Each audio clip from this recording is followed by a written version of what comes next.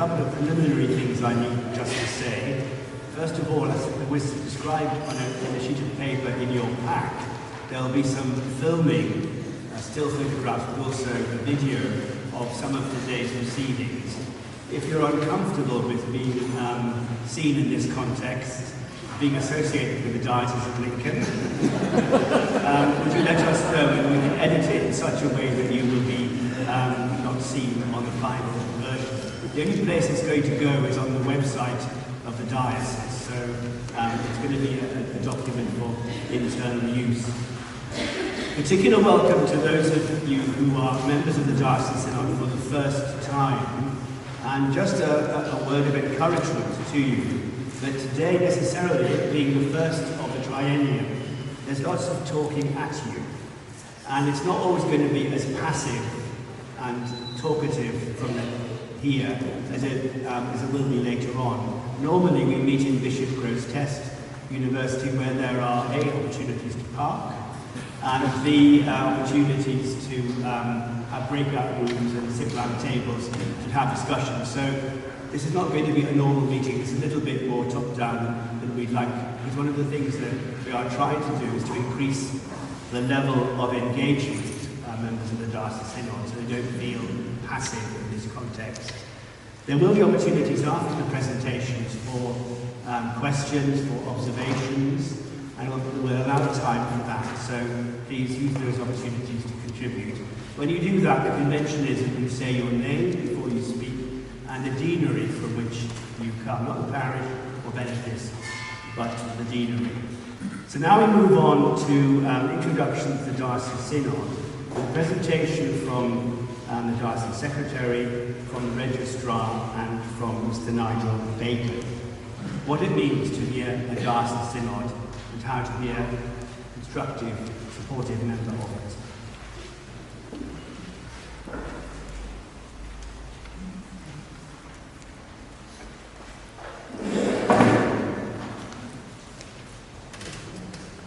Well, good morning, everybody. Good morning.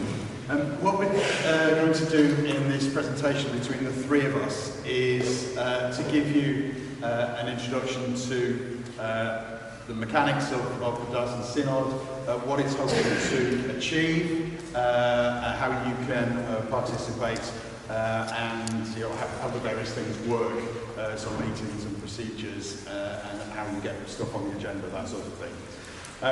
The reason you've got three of us this morning is, and I do apologise, I think all the people who are speaking up from the front at the moment are white males of a certain age. As we're talking about getting this more participative body, we do need to look at the inclusive side of things here. But I'm going to look at some of the basic facts about the Diocesan Synod. Nigel, in his role as the chair of the Governance Design Group, and was it the Governance Implementation Group before that? So he's the great master of all the intricacies of the new structures. He'll be talking a bit about the committees, the boards, and the way things interlink. And then Ian, as our registrar, is going to particularly look at how the Synod works from day to day. I mean, if we look first at the purpose of the Synod, basically it comes from the idea of the diocesan vision. What are we about as a diocese? We've already heard quite a lot about that in the Bishop's presidential address during the Eucharist, and you will be used to this from having heard it again and again and again. We're trying to create a healthy, vibrant, sustainable church, transforming lives. It's about transforming lives across Greater Lincolnshire through faithful worship, confident discipleship, and joyful service. So, and underpinned by three mission priorities around a whole range of lay and ordained ministry, of resourcing all that, working in partnership with all sorts of other groups and bodies. And so the idea of the Diocesan Synod is to take part in achieving this vision and enabling the whole of the diocese and all the different things that we do, all the different places we're at, all the different ways in which we work to achieve that vision. Firstly, by testing and, if you want to, approving the strategy and the direction of the diocese and the way that is going to be implemented in all sorts of different ways. And that makes, and it's particularly important in terms of representation and participation, that all parts of the diocese are supported and enabled in this. We're a fascinatingly varied diocese, all sorts of different issues and joys and gifts and ambitions. And it's important that as far as we possibly can, we are enabled to achieve that healthy, vibrant, sustainable church, which is in the end transforming lives across the greater county. And what it's doing is particularly bringing people from all over the diocese to bring their ideas, their experience, their critique in this. It was interesting this morning, there were quite a lot of people here at about 7:45, I think, because you never know how long it's going to take to get from the various corners of the diocese. And we're very widespread, but it's about bringing people of all sorts, and we want to increase the level of variety, diversity that we can. And there are, as you will have seen, there are still a number of places left as casual vacancies which can be filled. So actually, if that helps us to increase that diversity, that'd be great. And it's about representing what the different churches, the parishes, the benefices, the deaneries of the diocese think about the subjects that are concerning a diocesan life. Bringing what your people think here, and that representative in both directions purpose for you is really, really important. So, some of the bare facts. The meetings of the Diocesan Synod are normally chaired by one of three people. This morning we have a diocesan bishop as president of the Synod presiding over this first meeting. And what we will do in time is we'll elect a chair for the House of Clergy, so a member of the clergy, and the House of Clergy will gather to do that next time, and a chair of the House of Laity, so a layperson, one amongst your number, and the House of Laity will gather to elect that. We are a group of possibly up to 220 members. That's possible. Sometimes there are overlaps where people are here in a couple of capacities. But there's 182 of them elected through the Diocesan Synods. There are obviously key people who are here as a function of their office, the bishops, the archdeacons, the people who have been elected in the cycle of elections to General Synod. There are some people who are nominated and are co-opted onto it by the bishop in order to bring a particular skill to represent a particular group, to add to our capacity to do what we're asked to do. And we're arranged from time to time in three houses. So the House of Laity, there's the House of Clergy, there's the House of Bishops. And from time to time, although I think this is quite rare, but sometimes it's on controversial subjects or for a range of protocol reasons or operational reasons, they gather in separately in their different houses in order to vote on particular issues. And they can also meet just to discuss issues separately if necessary. And as I hope you know, we've got this wonderful word that keeps being used, the triennium. You're members for 3 years, from the beginning of August to the end in 2018, to the 31st of July in 2021. So, how does Synod work? Yeah.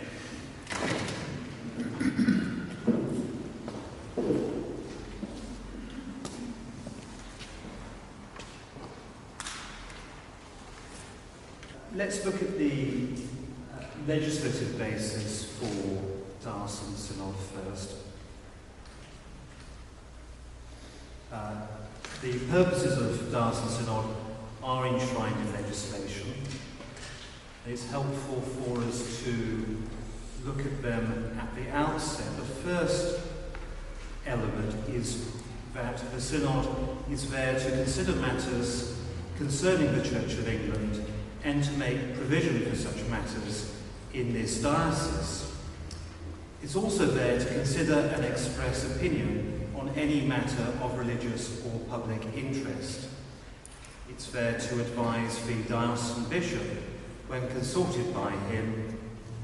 It's there to consider matters referred to it by the General Synod.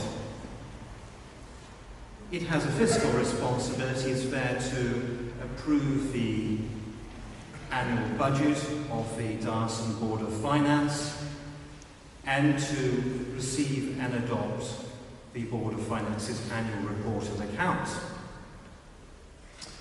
Now, the rule book for Diocesan Synod is its standing orders. Now, the pros among you will know standing orders off by heart.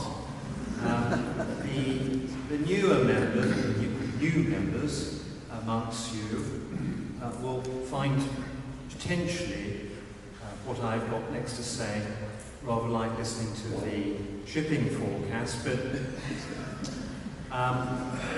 you all do have the standing orders in your packs, and so you will have those as your reference point as you grow in confidence and understanding of your role in Synod. I should say that the ones you have in your pack are prospective. They are the standing orders which will come into force hopefully at the November meeting of this Synod. The hiatus is brought about because the Board of Finance is revising its articles at the moment. There's been a need to obtain the consent of the Charity Commission. That has now been obtained, and therefore these standing orders will be clicking into place very soon. But if you do need to refer to the old standing orders, we do have those for you to refer to if you need to. The substantive standing orders for your conduct of your meetings, those are very much the same. So it oughtn't confuse you very much to refer to what you've got in your packs. Now, the standing orders cover various matters. They deal with how the chairs of the two houses are elected, how debates and votes should happen in synod meetings. They deal with the membership of the Bishop's Council. They deal with how the agenda for synod meetings is to be set and how the synod handles its financial business.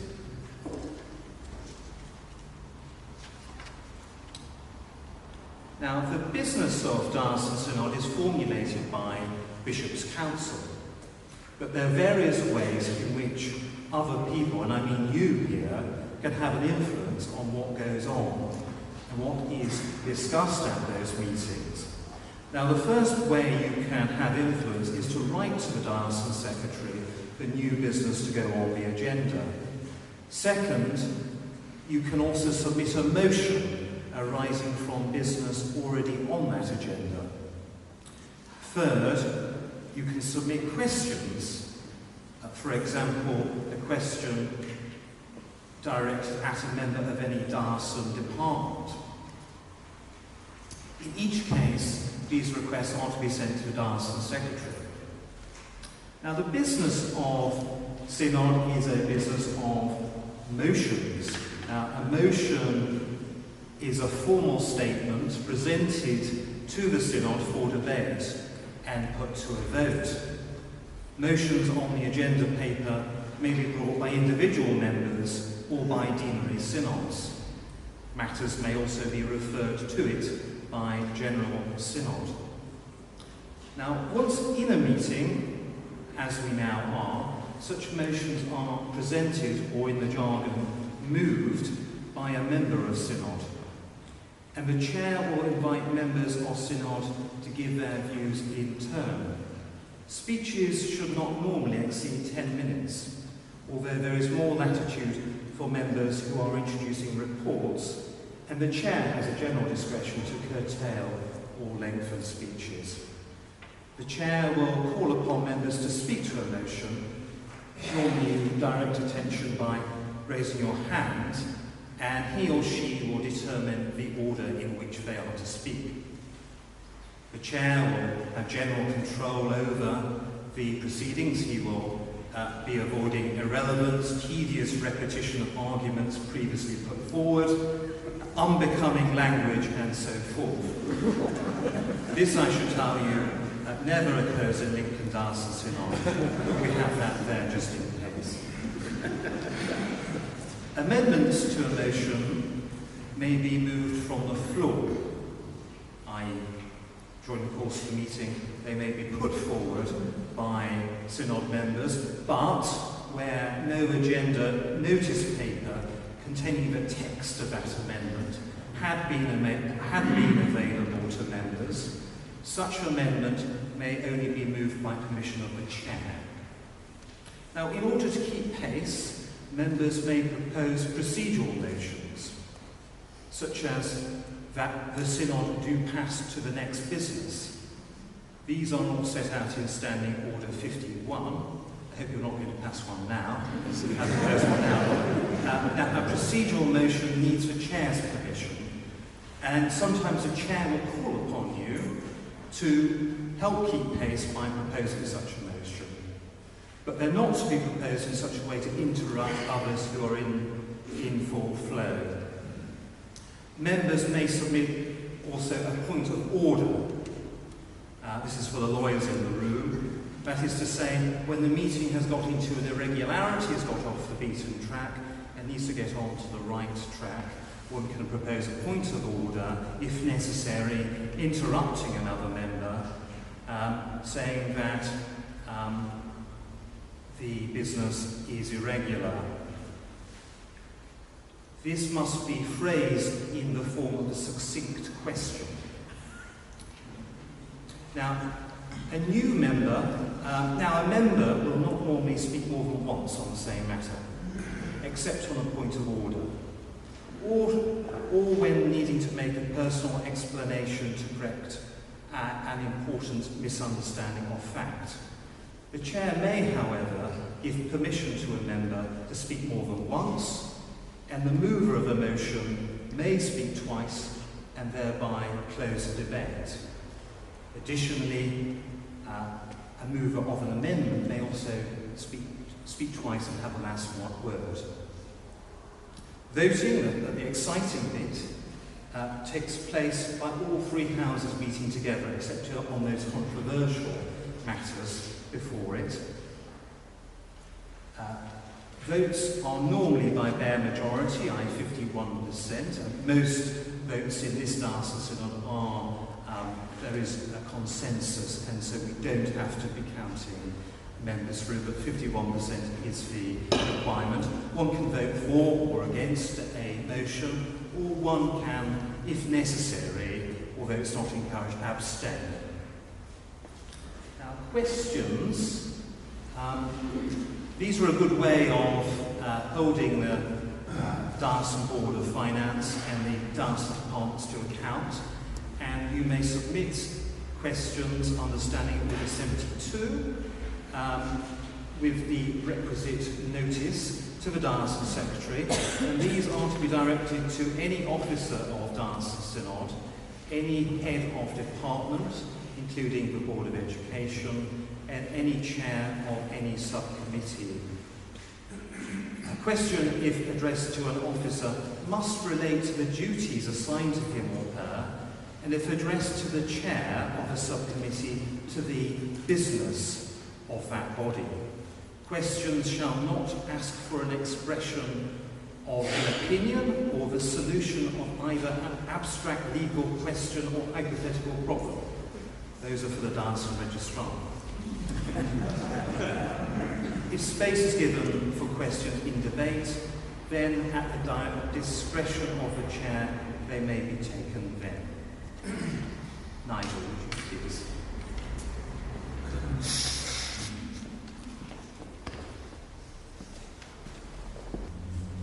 Right, can you hear me? So thank you very much, Ian, for that. You'll have gathered from that that Diocesan Synod is the key body in our governance structure. It's where policy is made, strategic decisions are taken. It's got overall sight of the diocese. But to support it, there has to be a structure. So we start at the top with Diocesan Synod. Now, reference has been made to some governance changes which are coming in, and particularly relating to the Board of Finance. On October the 25th, Board of Finance will meet, that meeting will be asked to formally pass, a new set of Articles of Association. And in the blink of an eye, all you Synod members will then also become members of the Board of Finance, which is the equivalent of being shareholders in the company. And that means that you'll be able to vote on the annual report to receive it. You will have the right to reject it. You'll also get full voting rights on the budget. This isn't just, as we have been in the past, voting to receive, voting to approve a limit of expenditure.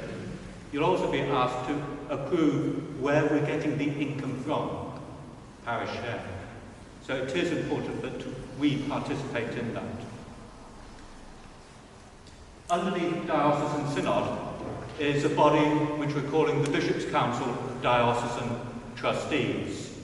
And this becomes the senior committee of the diocese, and it brings together into one body three things which we have to have legally. First of all, to the top, at the bottom on here, mentioned about the Board of Finance and how we will all be members of that. Well, there is also a Board of Directors for the Board of Finance. There are also trustees, because it is a trust, the Board of Finance. And the Bishop's Council of Diocesan Trustees, as directors and trustees of the Diocesan Board of Finance, will be responsible for the running of the diocesan finances. It will prepare the budget and submit it to Synod for approval, along with the annual report and sets of accounts. And it is also responsible for complying with the legislation and for overseeing the employees of the diocese. So in the top left, we have the Diocesan Mission and Pastoral Committee. This is also required by legislation, and it has oversight over how we deploy clergy, over how we deploy ministry across the diocese, and it also considers and authorises various pastoral schemes. And then we have the top right, the Bishop's Council and Standing Committee, and it is what it says on the can. It is the place where the bishop takes counsel amongst its members, and it also functions as the standing committee for the Diocesan Synod. So it actually has responsibility for preparing the agenda for Synod, for drawing together policy ideas and preparing them such that they can be debated by Diocesan Synod and approved there. And once things are approved, it oversees the deployment of that policy within the terms approved by Synod. And Synod can also ask it to undertake almost anything it likes. Well, don't stretch us beyond the level of competence, I would say, for that. But it is there to work at the direction of Synod. Now, why have we brought these three bodies together into one? Up to now they've been separate. Why are we bringing them together into one? It's actually to make us more effective. We have suffered from some things bouncing between each of those three constituent groups in the past, and it slowed us down. So we want to be more effective, more agile going forward. So, Bishop's Council of Diocesan Trustees, there's a lot on its plate, and it has to have a supporting structure to make sure that we get things done. And this is done through a series of committees which will work under delegated authority on behalf of the Bishop's Council of Diocesan Trustees. There are things which we're calling advisory panels, which will look at a particular area. They are not given decision-making authority. They can only make recommendations. And we also will, from time to time, will form working groups which are task specific, look at a particular thing, come up, they may be given decision-making powers, but it is only in a very narrow area, and typically they would have an existence of only about a year. So I'm going to focus on the committees, what I go on to talk about here. First of all, we have an agenda planning committee, which is there to prepare the agenda for Synod and for the Bishop's Council of Diocesan Trustees, and which the Bishop's Council will approve before coming forward. We're introducing a new committee called the Mission and Ministry Committee, and this is being designed so that it can take a strategic view on what we're doing with mission and ministry in the diocese. And closely related with it are the archidiaconal mission and pastoral committees. That is very much a mouthful. There's one for each of our archdeaconries, and that's where the real work of the diocesan mission and pastoral committee is done. At the local level, within each archdeaconry, to decide how we should be deploying ministry there to further the work of Christ in our diocese. Then we have, on the financial side, we have a trusts committee that has to exist under legislation in order that we can provide custodian trusteeship for trusts which exist in parishes. Various of you will be in parishes where you have trusts. The Trusts Committee of the Diocese acts as custodian trustee to look after things for you. And then we also have an Assets Committee, which is responsible for the investments of the diocese, glebe land, the properties which the diocese owns, to take care of those and also make sure that we maximise return from them. Then sitting between these two ends of finance and mission, we have a committee which is responsible for the Transformation Fund. That is a fund which any parish or group within the diocese can apply for funds to help move things forward, help break down barriers, do something new. And that committee can make grant applications of up to £5,000 at the moment. And we also have the Clergy Housing Committee, which is responsible for looking after our parsonages, make sure that they're in good repair and that we have the right properties in the right place to support our mission and ministry. And then we have to have a custodian, somebody who will look over our shoulders, make sure that we're doing the right things. And that is the Audit and Governance Committee. It reviews the risk register that we run in the diocese, and it also does the liaison with our external auditors. Now, all those sit under the Bishop's Council of Diocesan Trustees, but as we were talking about, you can ask questions. Well, you could ask through what will be Standing Order 72, questions of any of those groups. Directly under Diocesan Synod, we have the Search and Nominations Committee. We will hold elections. That committee makes sure that the elections are being held fairly and properly. But there are also a number of positions within the structure which are appointments. And the Search and Nominations Committee looks at who's around and makes recommendations who should be appointed to various groups. And it's either up to Diocesan Synod to make those appointments or the Bishop's Council of Diocesan Trustees. So it's very much there to help. And that, to help the work of that group, is why you will have received a mailing asking you to complete a questionnaire where you can record what your particular skills and experiences are, and that will help inform the work of that group. And then just, that's the Search and Nominations Committee. I should have been looking behind myself there. Also reporting into Diocesan Synod is the Board of Education. That has a life of its own, and you will see that the nomination papers included in your packs for that. And then finally, within the structure, is something which technically sits alongside Diocesan Synod. Something called the Vacancy and See Committee. That only comes into life when Bishop Christopher, for whatever reason, decides to move on. And whoever is on that committee at that point in time suddenly has a very important role in helping us find our next Bishop of Lincoln. It doesn't do anything until that moment, but we have to make sure that it is fully staffed up with the requisite number of members. So that's the structures that will underpin the life of a synod, and is answerable to us as synod members, and also answerable to the Bishop of Lincoln. Now let me hand back to David Dadswell to tell us about how we can best do our job as synod members.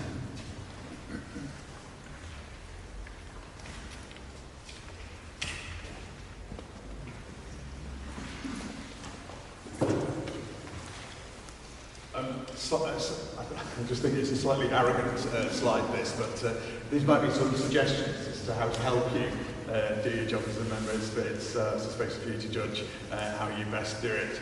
There's a whole range of, as we've just heard, of topics on which the Synod and its various boards and committees have authority, need to discuss, need to make decisions about. And one of the things that we've got in this diocese, as in lots of dioceses, but we've got a better looking and more talented group, is the support staff in every King House. So these people are very talented, very helpful, with lots and lots of expert knowledge. And so please do feel free to use them if it helps you in working out how to do your job as a member of Diocesan Synod and the various boards and committees. If I could introduce some of them to you, lots of you will know them already, but we've got a range of people here this morning. Some people have had to go to things like weddings and that sort of thing. But we've got there's a mission team, which involves evangelism and stewardship and church mission action planning. So who have we got from the mission team? We've got Richard. There's Richard over there. Have you met him? Anybody else there? Fran? And Nick over there. Ministry people, who have we got from ministry? We've got Sally, ministry, the principal of the Lincoln School of Theology. We're doing some recruiting in ministry, so helping you think about ordained and lay ministry, the structure of your ministry, developing your ministry, making it work. We've got our finance and HR people. Stand up, finance and HR people. Explainers are Ruth and Paula and Victoria. Obviously, they've got a big job in dealing with the finances in the diocese as a whole. But they're very helpful if you need assistance in working out what you're doing at the local level. Victoria, lots of skills and knowledge there about HR issues if you're employing people locally. Thank you. We've got church buildings. So we've got Stephen there. Anything else? All right. Fabulous group of people who are really helping. A big issue in this diocese is our whole range of spectacular but expensive and buildings which need lots and lots of work on them over the years. Great help there. We've got property and trusts and assets. We got good team there. So the people who make sure that your clergy have got nice warm vicarages to live in almost all the time. So Nicholas in property, Andrew oversees the whole thing, and Andrew Gosling there is in the trust and assets side of things. So all the property that we own as a diocese or that you own as parishes, just helping you make sure that is managed as well as possible. So great people to get in touch with. We've got safeguarding. Penny over there. You will have had lots of exposure to safeguarding, and it's one of the great success stories in this diocese, how we're getting better at that. And it might feel a bit burdensome, but actually it's a really important thing for the basic way we operate as churches, and lots of lovely people in that team to help you. Communications. Adrian over there. So Adrian, we're recruiting a new person to help with that. So obviously communications internally and externally, the diocese as a whole, but there to help you to understand and work on that. We've got the Board of Education. Paul Thompson, the Deputy Director there. Obviously lots of things going on, as the Bishop was saying earlier, about our schools. So lots of good, helpful people there. And we've got Registry. With Ian and his team down in London, very happy to help with all sorts of legal issues across a whole range of different things. And we've got the governance and DBS team, which is people like Helen and Kay, there who will help on any of the governance and issues that you've got. So lots and lots of exciting people to talk to. Do use them. We are making sure that we're not overstaffed there. So it's a talented team, but it's a lean machine. So if you don't get your answer incredibly quickly, please be a bit forgiving with that. But in general, I think the key thing in your role as members of Synod is prayer. Pray about what's coming up. You'll get the material in good time, and you may be raising material yourself. So pray for what we will be discussing. Pray for members of your Synod, perhaps the ones that come from your deanery, your parish. Pray for the other members of the Synod in all their different roles. And for yourself, for the gift of the Spirit to help you be as constructive and challenging and productive a member as possible. So read the papers beforehand. It is a bit intimidating when you get that great big pack through the post, but it's really helpful for the quality of our debates. And as we say, we'll be trying to increase the level of participation and debate, so it needs clued up people to do that. And so therefore you will be able to participate in a constructive way, in a challenging way, in an ambitious way, because we're ambitious as a diocese, full of faith, and a loving way. And that means, being kind with people, but also challenging behaviour that is not what might be of God. And this last one, which we've had some issues with that I've heard of in my short time in the diocese, is about the communication links. It's really important that the Synod hears what's going on in your area of concern, in your geographical area, in your area of ministry, and that gets communicated to. But it's also really important that the messages from this Synod get back to your deaneries, to your parishes, to the people whom you represent. Get them to discuss what's coming up, so you know that what you're bringing is useful and pertinent and relevant, and get them to understand what the decisions are made and why, what's going on. It's really important that two-way traffic. So, introduction to the Synod. Thank you very much for volunteering to be part of this. Really, really